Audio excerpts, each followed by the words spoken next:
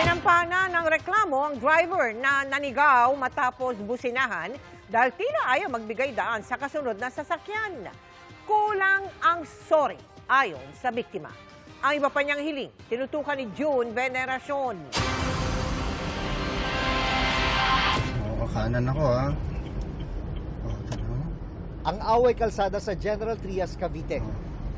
Ano ba?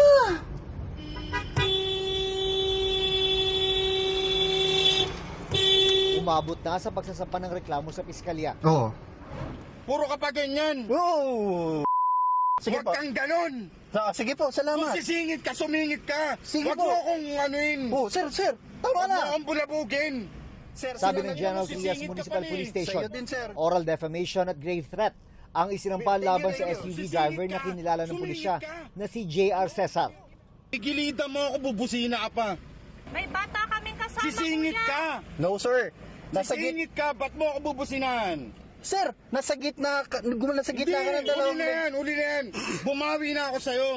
Puro ka pa ganyan. Oh. Ako, suggestion ko lang sa'yo. Sige Huwag po. kang ganon. Sige po, Kung salamat. sisingit ka, sumingit ka. Sige Huwag po. mo akong anuin. Oh, sir. Tama Huwag mo na. akong bulabugin. Ito ay batay sa reklamo ng uploader ng video na si Jared Batyon. Sisingit ka, sumingit ka. Ano Oh, yan? Ano yan inaano mo? Oh. Po ay pagkakakulong po ng mahigit 6 na buwan itong oral defamation at yung grave threat po ay meron din po yung kaukulang parusa na mahigit 6 na buwan na pagkakakulong. Ang pagsasampa ng reklamo ay nangyari kahit humingi ng paumanhin ang suspect sa biktima sa programa sa radyo ni Senador Raffy Tulfo. Hindi mo tinatanggap yung apology niya, Jared? Hindi po, sir.